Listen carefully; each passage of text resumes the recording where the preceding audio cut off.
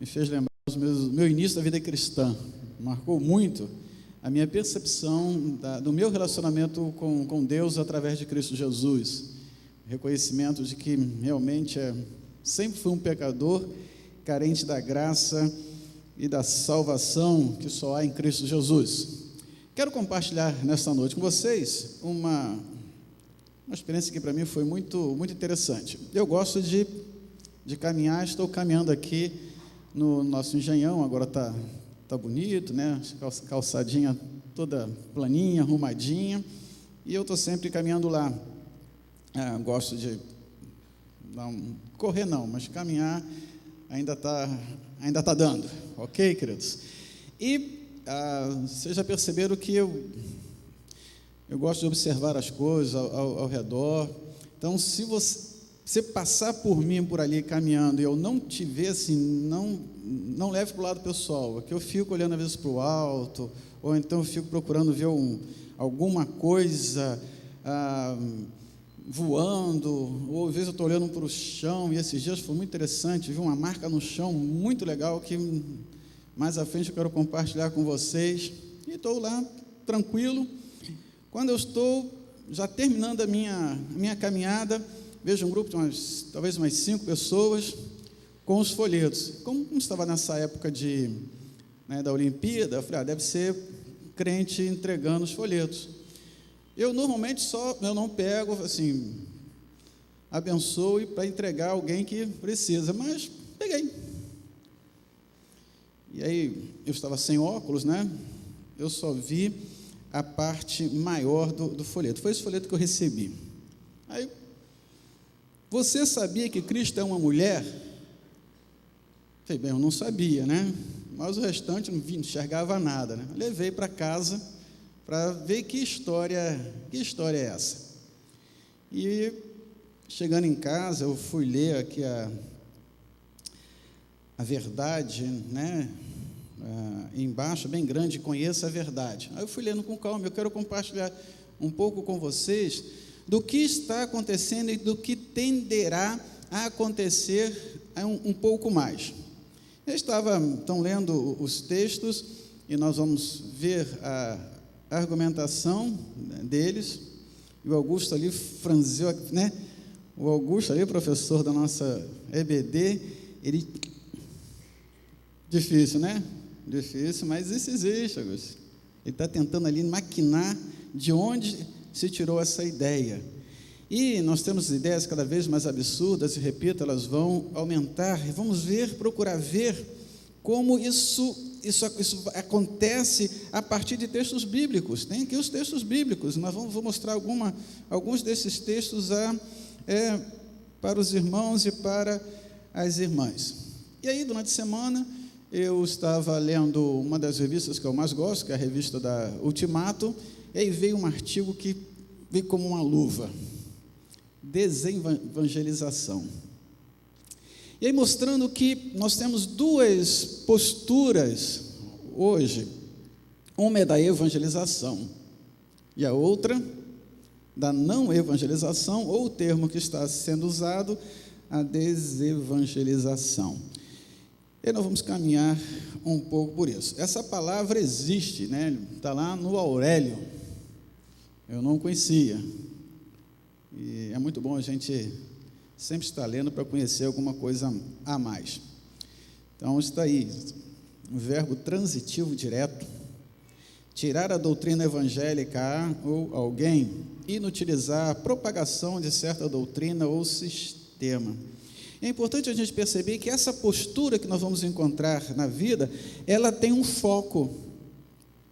O foco desse processo, né, desse movimento, né, não é alcançar o crente com muita experiência, com muito tempo, né, de vida cristã, mas o foco é alcançar novos convertidos e pessoas que estão sendo evangelizadas. Por quê? A estratégia é simples. Você está apresentando o evangelho a alguém, está ali caminhando com aquela pessoa, de repente alguém fala: você sabe qual é a verdade? Jesus é uma mulher. Aí você: que isso? Meu amigo está dizendo que Jesus é um homem, agora vem essa pessoa dizendo que Jesus é uma mulher, aí ela mostra um texto bíblico. Abre a Bíblia e mostra você. Me enganaram. Não é verdade? Estão me enganando. A estratégia é pensada. E aí vem a responsabilidade minha e você de termos uma postura, um trato com isso que está aí. Tá? Se você deve lembrar a parábola do semeador. A parábola, a semente é jogada na terra, e em alguns momentos ela não cria raízes, não dá tempo de criar as raízes, porque vem pássaros e comem. Então, queridos, o que a gente pode fazer para tratar ou dar resposta a essa questão? Bem, aí o texto bíblico que eles utilizam, Levítico 4:32. Agora, a turma de Libras, fiquei devendo a vocês mandar esses textos antes. É um sistema, verdade, né? Minha culpa. É o sistema sacrificial de Israel. Essa palavra é importante porque para passar a nossa linguagem para Libras, não é tão simples quanto a gente imagina, né? Porque parece assim que é muito tranquilo para eles. Mas o sistema sacrificial de Israel tinha a prática de oferecer animais nos sacrifícios. Animais eram mortos. E aí, então, eles vão utilizar o texto de Levítico 4:32, dizendo: se trouxer uma ovelha como oferta pelo pecado, deverá trazê-la sem defeito. Ora, se Deus estabeleceu que o sacrifício seria uma ovelha, uma fêmea, logo Deus não poderá se contradizer e apresentar lá na frente o cordeiro que vai tratar do pecado da humanidade com um homem. Raciocínio perfeito, não é? Levítico é o livro em que se concentra o sistema sacrificial. Aí um novo convertido, ou alguém que está sendo evangelizado, mas se Deus falou que deve ser uma ovelha, e vocês estão dizendo que Jesus é o Cordeiro de Deus, tem alguma coisa errada. Quem é o errado? Sou eu e você que estamos dizendo que Jesus é o Cordeiro, porque Levítico diz que é uma ovelha.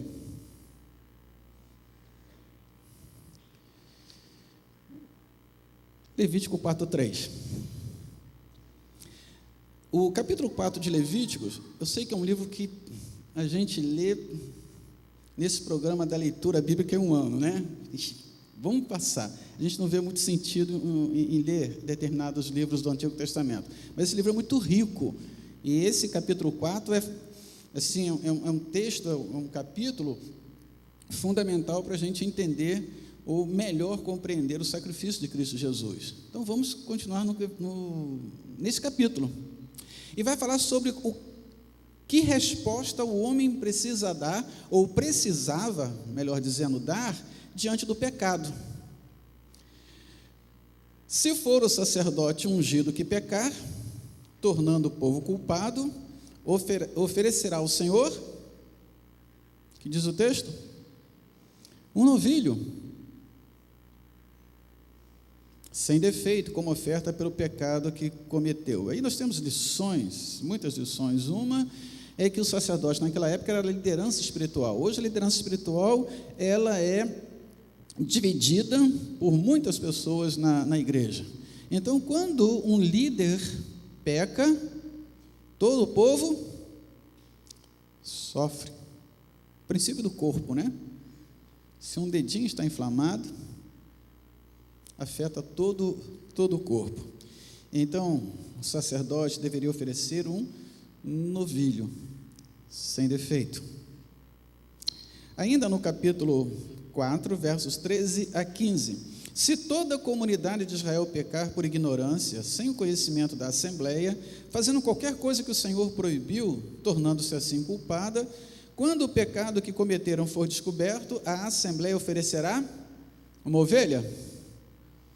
um novilho, como oferta pelo pecado, e o levará diante da tenda da revelação. Os anciãos da comunidade porão as mãos sobre a cabeça do novilho, né, transferência de culpa diante do Senhor, e o novilho então será sacrificado diante do Senhor. O mesmo capítulo, gente. Percebe? Nós não estamos em outro livro, não estamos em outro capítulo deste livro, estamos no mesmo capítulo.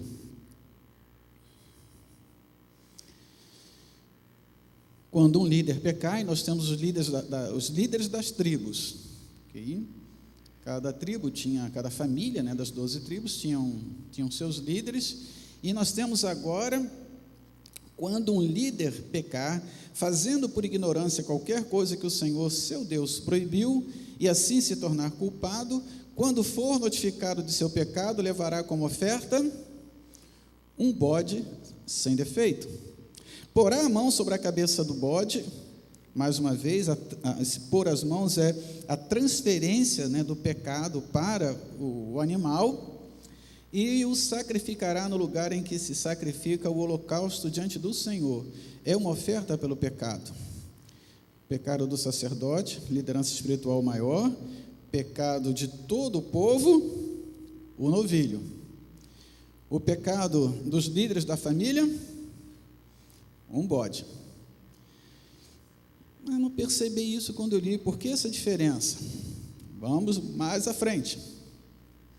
E se alguém dentre o povo pecar por ignorância, fazendo qualquer coisa que o Senhor proibiu, a pessoa comum do povo, ok? Talvez lá um marceneiro, um carpinteiro, um comerciante, e assim se tornar culpado, né, se ele fizer algo que está contra a palavra de Deus. Quando for notificado do pecado, levará como oferta pelo pecado uma cabra sem defeito. Aí começa a complicar, né? O que Deus quer? Deus quer um animal macho ou quer um animal fêmea? Deus já também está complicando. Deus podia ser mais simples, né? Podia facilitar as coisas. E aí vem o verso 32. Se trouxer uma ovelha, não deu para levar uma cabra, então ele vai levar uma ovelha. Aí chegamos no texto que eles usaram. Bem, sem defeito, e como oferta pelo pecado. Afinal de contas, o sacrifício perfeito é um animal macho ou um animal fêmea? Guarda aí, parece que está complicado. Se alguém sendo apresentado como testemunha pecar por não denunciar o que viu ou o que soube, sofrerá por causa de sua maldade. Se alguém tocar alguma coisa impura, seja cadáver de animal selvagem impuro, seja cadáver de gado impuro, seja cadáver de animal que rasteja impuro, mesmo que o faça sem perceber, ficará impuro e culpado. Se alguém sem perceber tocar a impureza de um homem, seja qual for a impureza com que este se tornar impuro, quando souber, será culpado. Se alguém sem perceber, de forma refletida, jurar com a própria boca, fazer o mal ou o bem naquilo em que é possível jurar de forma refletida, quando souber, será culpado dessas coisas. Ainda agora no capítulo seguinte. E talvez essa seja uma dificuldade, né? O que eu vou fazer que não é pecado, né? Parece que não tem escapatória, né? E refletido, não pensei direito, falei, deixei de falar, fiz, deixei de fazer, se tornou culpado. Isso ajuda a gente a entender e a gente perceber o quanto Deus é gracioso quando enviou Jesus Cristo para nos tirar essa culpa do pecado, esse legalismo que teve o seu momento, teve o seu tempo, a lei teve o seu tempo, a lei foi importante para levar-nos, enquanto humanidade, a Cristo Jesus. E aí continua o texto. Ele deu um salto, a gente leu do 1 ao 4, vamos ler 5 a 7. Quem for culpado numa dessas coisas, deverá confessar aquilo que tiver pecado, e como oferta pela culpa, levará ao Senhor uma fêmea de gado ovino ou caprino, uma cordeira ou uma cabrinha, como oferta pelo pecado que cometeu, e o sacerdote fará expiação do pecado em favor dele. Mas agora já é um outro capítulo, e nesse outro capítulo reforça a ideia que deve ser uma fêmea. Mas, se não tiver recursos para oferecer gado, ovino ou caprino, então levará ao Senhor como oferta pela culpa, por aquilo em que tiver pecado, 2 rolinhas ou 2 pombinhos, um como oferta pelo pecado e o outro como holocausto. E agora? Macho ou fêmea? Continua o texto. Mas se não tiver recursos para oferecer nem 2 rolinhas ou 2 pombinhos, então levará a 10ª parte de um efa da melhor farinha, como oferta por aquilo que tiver pecado. Quer dizer, então, que se a pessoa for muito pobre, nenhum animal oferecerá, vai oferecer 1/10 de um efa da melhor farinha. Um efa em aí, aproximadamente 22 litros. Então, ofereceria 2 litros de farinha. Não lhe derramará azeite, nem acrescentará incenso, porque é uma oferta pelo pecado. Quando era um holocausto, oferta de gratidão, então se derramaria azeite ou incenso. Muito bem. E agora? É um animal ou é farinha? Depende. A gente pode perceber nesse texto uma certa hierarquia. Quanto maior a responsabilidade, maior o custo. Naquela época, o animal fêmea tinha menor valor do que o animal macho. Então, se tu era sacerdote e você pisou na bola, tem que pagar o quê? O preço mais caro. Ok? Do povo, né? Está lá no seu cantinho, né? Pobrinho, pisou na bola também. É tão culpado quanto o sacerdote. Tem que pagar tanto quanto o sacerdote. Mas Deus olhava e falava assim: bem, eu não tenho que botar um peso a mais. Um animal fêmea? Não dá. 2 rolinhas? Não dá. 2 pombinhos? Não dá. Ah, mas tu vai ter que arrumar um jeito. 2 litros de farinha tu tem que arrumar. Deus não está preocupado se é macho, se é fêmea. Essa não é a preocupação de Deus, esse não é o foco de Deus. E eu procurei destacar em vocês o que é comum nesses textos é a palavra sem defeito. E aí continua o Levíticos 5 continua, verso 15, 16, se alguém cometer uma transgressão e pecar por ignorância nas coisas sagradas ao Senhor, então levará ao Senhor um carneiro do seu rebanho sem defeito. Então, tanto em Levíticos 4 quanto em Levíticos 5, nós temos o foco, a preocupação é que o sacrifício precisaria ser sem defeito. E aí nós vamos entender por que Jesus Cristo é o sacrifício perfeito. Sem defeito. E é por isso que a farinha precisaria ser coisa simples, mas da melhor farinha. Esse é o princípio básico. O princípio básico não é se é macho ou se é fêmea. Isso aqui é um engodo. É uma armadilha que é colocada diante daquele que está começando. Uma das características das seitas, meus irmãos, é usar versículos isolados. Então, como é que a gente identifica uma seita? Ela tem algumas características. Uma é essa: ela pega um versículo, tira do todo e apresenta aquilo como verdade. Você sabia? Eu lembrei de um programazinho que tinha na Rádio Relógio, há muito tempo atrás, que antes dessa tecnologia toda aqui, quando você queria saber a hora certa, você ligava na Rádio Relógio. Tá? Então, quem está aí de 50 para lá, aí tinha negócio, tum, tum, tum. Aí, para a programação ficar menos estressante e mais interessante, tinha, você sabia? Aí vinha, você sabia que a Terra era redonda? Você sabia que a terra gira ao redor de si em 24 horas. Era um negócio assim muito interessante, né? Era uma coisa muito engraçada. Engana. Encontra pessoas? Encontra.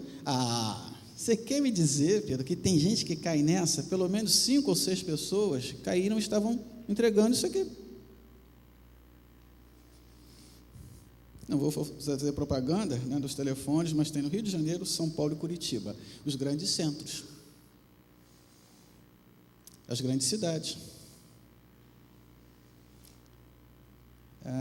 Depois, o próximo argumento que usam é o seguinte: Jesus é uma mulher, porque lá em Gênesis 1, 26, 27, vamos passar, por favor, o slide, diz o seguinte: e disse Deus: façamos o homem à nossa imagem, conforme nossa semelhança, domine ele sobre os peixes do mar, sobre as aves do céu, sobre o gado, sobre os animais selvagens, e sobre todo o animal rastejante que se arrasca sobre a terra. E Deus criou o homem à sua imagem, a imagem de Deus o criou, homem e mulher os criou. Eu achei muito interessante aqui. A palavra façamos indica que Deus não estava só, e não somente isso, indica também que este ser que estava com Deus era tão importante que participou da criação juntamente com Deus, pois façamos vem do verbo fazer, está no plural. Explicou tudinho, né? Que isso, meu? Um novo pergunta assim: que façamos é esse? E aí eu estou tentando entender o raciocínio deles. Próximo slide, por favor. Bem, é preciso um homem e uma mulher para conceder vida humana, correto? Tá? Mesmo se for in vitro, mesmo que for, né, em laboratório, mas tem que sair uma sementinha, né, do homem e a sementinha da mulher, ok? Certo. Uma vida humana foi concebida pela divindade, ok?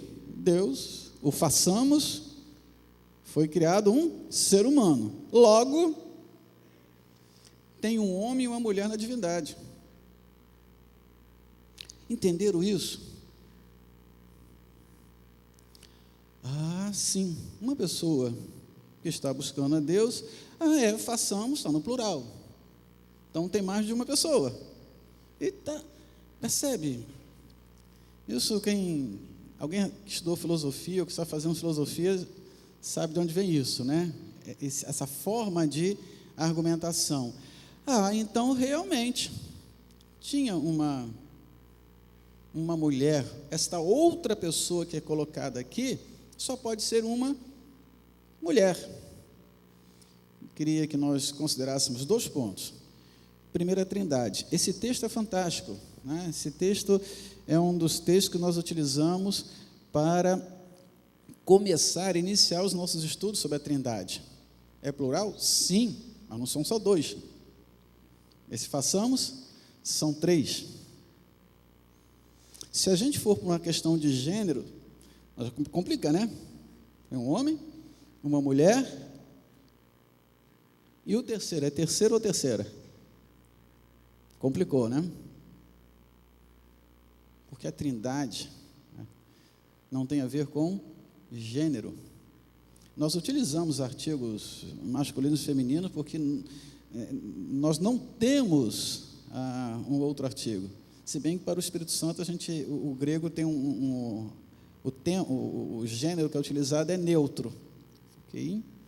Mas nós estamos usando uma figura de linguagem. Quando nós falamos a mão de Deus, como nós cantamos aqui, nós estamos utilizando uma figura de linguagem, porque nós queremos explicar o cuidado de Deus, Ele nos abraçar.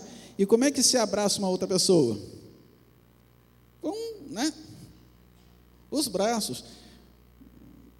Uma figura de linguagem. Nós não sabemos se Deus tem um braço igual ao nosso, ok? É uma forma de... nós precisamos falar, e uma forma pela qual Deus se revelou para que nós pudéssemos entendê-lo. Então, queridos, esse façamos aqui não tem a ver com gênero, tem a ver com Trindade. E a gente precisa estudar e mergulhar um pouco mais nisso. O segundo ponto é que essa imagem e semelhança de Deus, o que vai, enquanto criação, o que vai diferenciar eu e você de toda outra criação, de todos os outros animais, é a nossa essência moral. Eu e você sabemos o que é certo e o que é errado. Um animal não tem essa ideia. Se você ensina um cachorro a ser violento, passou alguém, ele vai agredir, ele não está sabendo se é certo ou se é errado, ele foi treinado para aquilo.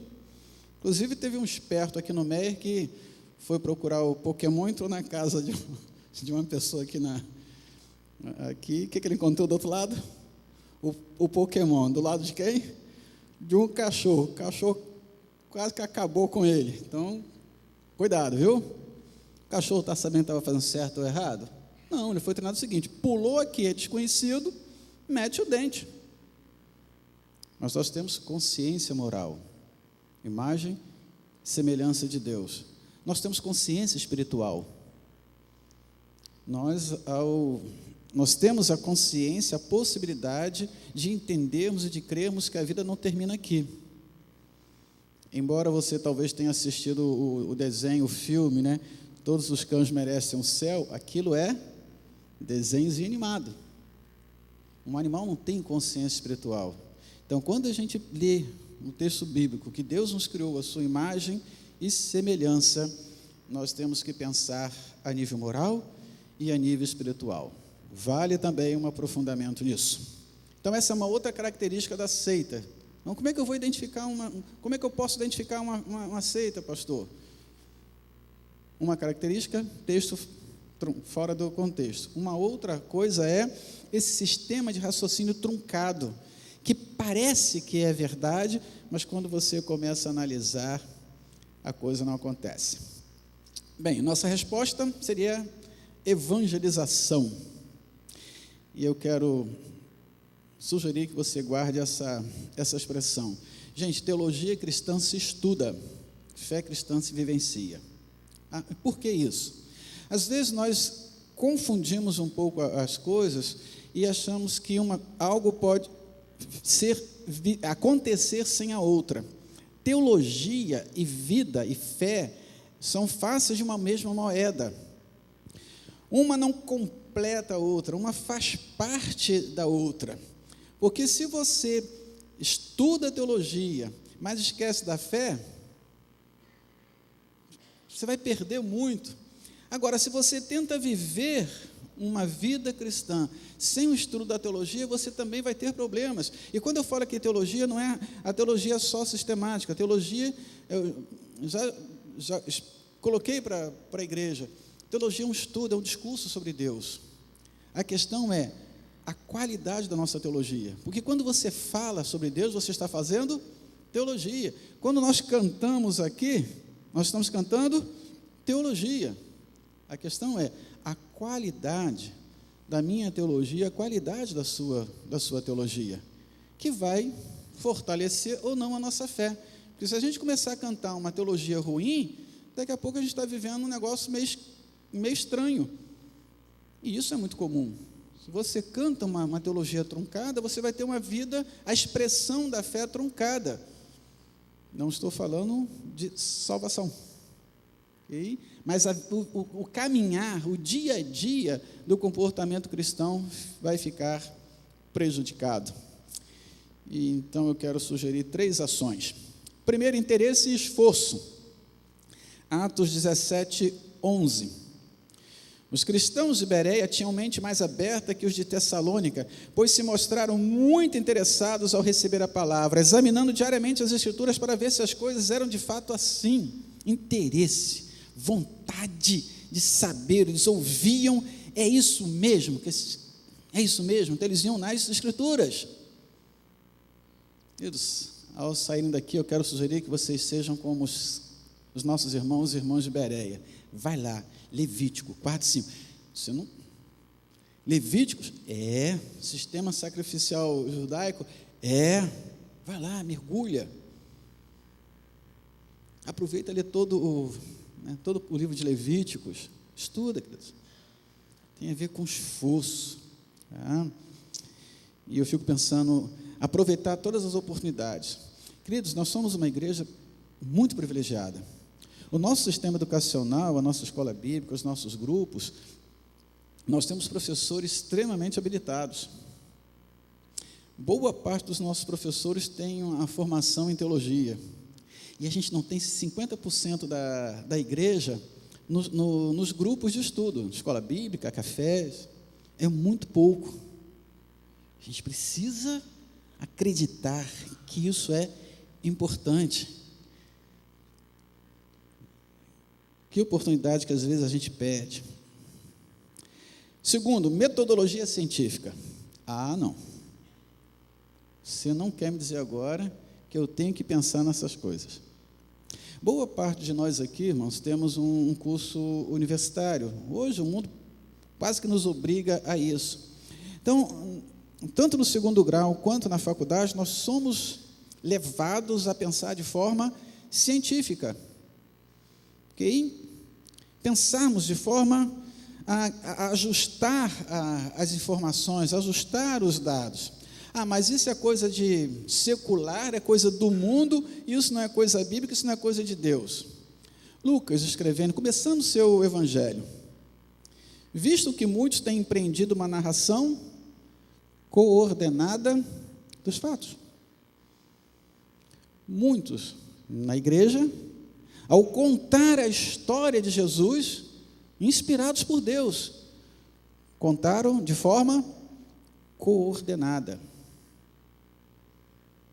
Isso é metodologia científica, né? Quem está preparando aí trabalho de conclusão de curso, que se realizaram entre nós, transmitido pelos que desde o princípio foram suas testemunhas oculares. Quando nós vamos fazer um trabalho, a gente vai usar um método, a gente pode usar um método bibliográfico, a gente lê os livros sobre o assunto, ou a gente pode perguntar às pessoas que participaram daquele evento. Isso é metodologia. Você tem um método de estudo bíblico, porque o Lucas está dizendo o seguinte, olha só, Deus me inspirou a partir de uma metodologia científica, porque teologia é uma ciência, como sociologia, psicologia, engenharia, qualquer outra. E o Lucas está dizendo que foi inspirado por Deus para fazer de uma forma metodológica. E ministros da palavra, pareceu adequado também a mim, excelentíssimo Teófilo, depois de investigar tudo, pesquisa. Método. Estudo bíblico precisa ter método? Precisa. A sua leitura bíblica, o seu devocional precisa ter método. Você tem que aprofundar o seu conhecimento de Deus para aperfeiçoar a sua vida cristã. Decidiu então escrever-te uma narrativa em ordem, um método para a revelação. Coisa bonita. Deus é fantástico, gente. A inteligência que nós temos, a capacidade criativa, a capacidade de raciocínio foi dada por Deus, e Ele usa isso na sua palavra. E Ele está nos chamando a usarmos isso. Isso não é coisa do mundo, isso é coisa nossa. E o objetivo dele era para que Teófilo tivesse certeza da verdade das coisas em que ele foi instruído. E a terceira sugestão é integrar teologia e fé. Eu vou estudar muito teologia, eu vou ficar muito... Alguns usam a expressão cabeçudo, né? Eu vou ficar muito cabeçudo e vou acabar abandonando a fé. Não, quem estuda teologia abandona a fé porque não estudou direito ou não estudou uma má teologia. Timóteo, Paulo escrevendo a Timóteo: se alguém ensina alguma outra doutrina e discorda das sãs palavras de nosso Senhor Jesus Cristo e da doutrina que é de acordo com a piedade. O apóstolo Paulo vai dizer, o apóstolo Paulo é considerado até hoje um maior teólogo, né, da igreja cristã. Ele dizia que ele excedia a todos da idade dele. O apóstolo Pedro vai dizer, olha só, Pedro é tão cabeçudo que ele escreve algumas coisas que é difícil da gente entender. Pedro, que andou com Jesus. E é difícil para as pessoas entenderem, e as pessoas, por não entenderem, começam a falar coisas esquisitas, achando que aquilo que foi o que Paulo falou. Ele vai dizer para Timóteo: olha só, Timóteo, se alguém ensina outras doutrinas, outras sãs palavras, discorda disso que nós estamos ensinando, a doutrina ela tem que andar de acordo com a piedade. A doutrina, o estudo da Bíblia, o estudo da teologia cristã tem que andar de acordo com a espiritualidade, com a fé cristã. Eu e você precisamos estudar cada vez mais a Bíblia, cada vez mais o texto bíblico, cada vez mais as doutrinas, não é para falar, eu sei, eu conheço esses detalhes, isso, aquilo, não. É para que a minha vida cristã seja melhor, seja cada vez mais piedosa. É para que a sua vida seja cada vez mais piedosa. Porque se você estuda, se você se aprofunda e a sua vida não fica mais piedosa, o que diz Paulo?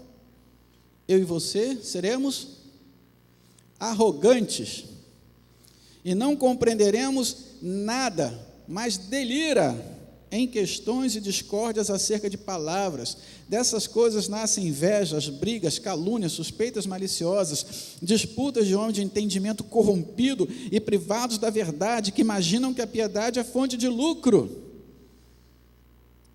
Repito, o problema não é o estudo da teologia. Estudar a teologia, estudar a doutrina cristã, não afasta ninguém de Deus, se for estudado da forma correta, se for estudada junto à piedade, a vida cristã, a experiência cristã. Essas não são as 3 sugestões que eu quero oferecer a vocês no tempo em que estão surgindo seitas, que estão surgindo heresias, repito, e só tende a aumentar.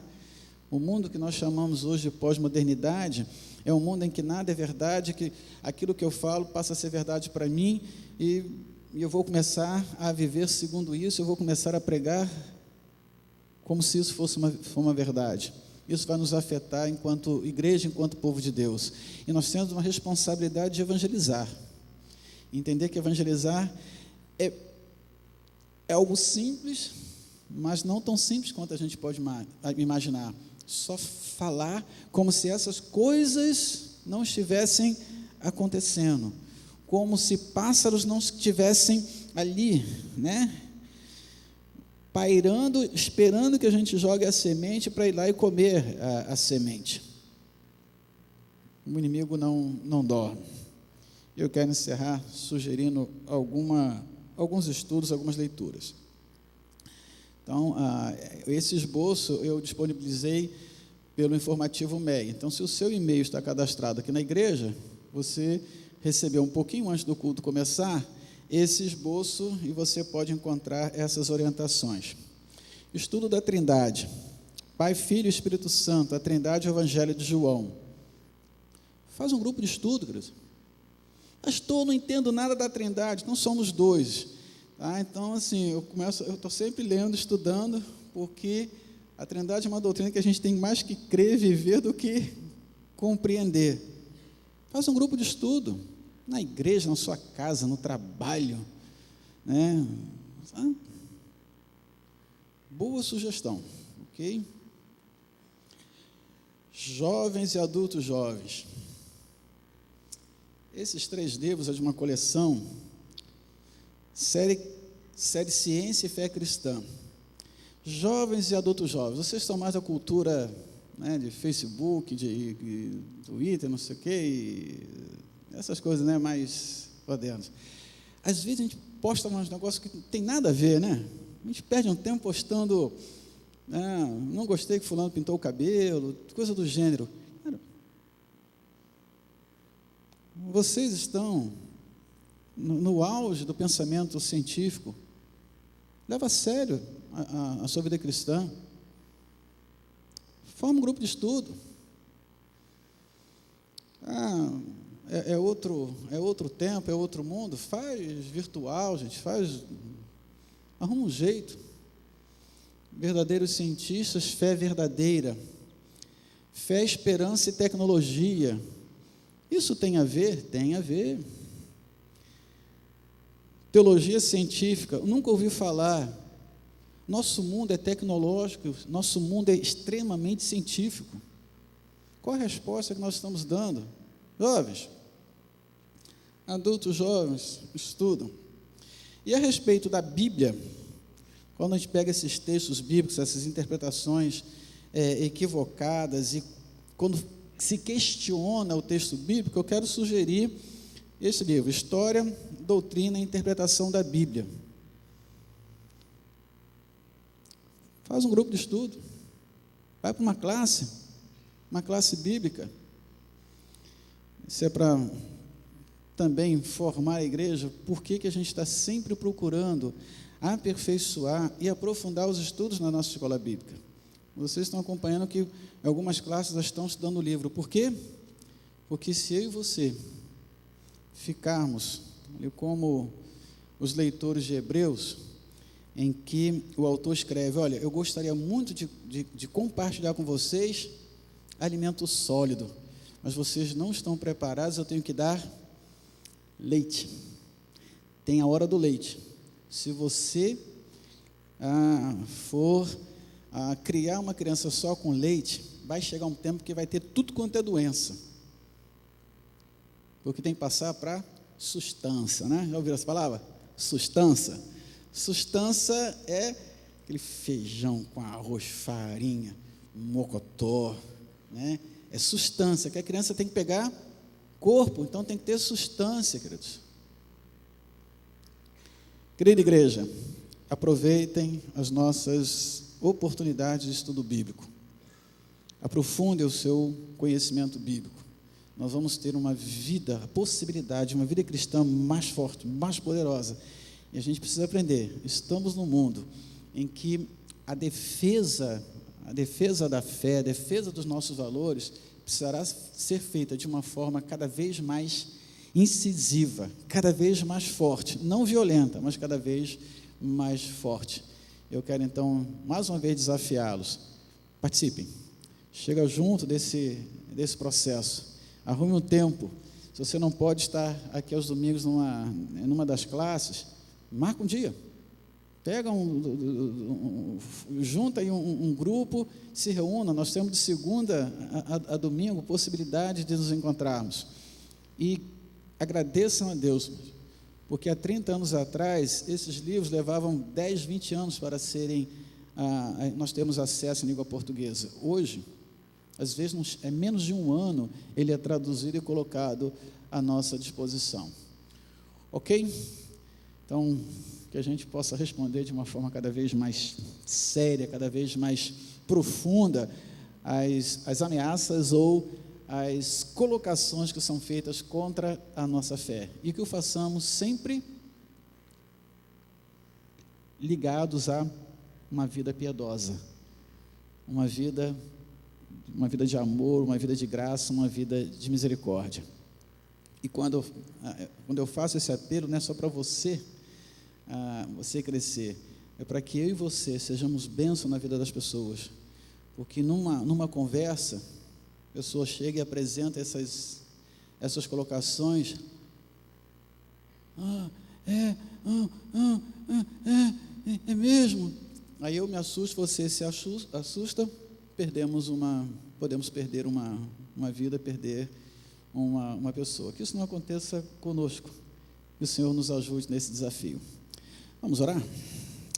Pai eterno, eu quero expressar a minha alegria por esse momento. Deus, teu povo reunido e a oportunidade de nós, ao estudarmos a tua palavra, ao lermos a tua palavra, percebemos o quanto o Senhor é maravilhoso, o quanto o Senhor é bondoso para conosco, ao nos apresentar o teu querer, o teu desejo para nós, para a humanidade. Ó Deus, eu quero te louvar, porque enquanto igreja, o Senhor tem nos dado a oportunidade de tantas e tantas situações e momentos de estudo, de aprendizado. Queremos confessar, Senhor, que vez ou outra nós não aproveitamos essas oportunidades. Perdoa-nos, Senhor, e coloca no nosso coração aquela motivação dos nossos irmãos de Bereia há 2000 anos atrás, de investigarmos, de buscarmos, Senhor, se é realmente isso que ouvimos está na Tua palavra, a fim de que possamos crescer, Senhor, em graça e em sabedoria, diante de Ti, diante dos homens, e termos as nossas vidas, ó Deus, profundamente e grandemente usadas, ó Deus, para a edificação uns dos outros e para a salvação de vidas, Senhor. Usa-nos, nós Te louvamos porque o Senhor tem nos chamado a edificarmos o reino que é Teu, Pai. Coloca então, Deus, ajuda-nos, coloca nos nossos corações esse desejo de nos aperfeiçoarmos em todas as áreas de nossas vidas, mas, ó Deus, que não deixemos de lado o crescimento espiritual. Aceita, pois, o nosso louvor e a nossa gratidão em Cristo Jesus. Amém, Senhor. Amém.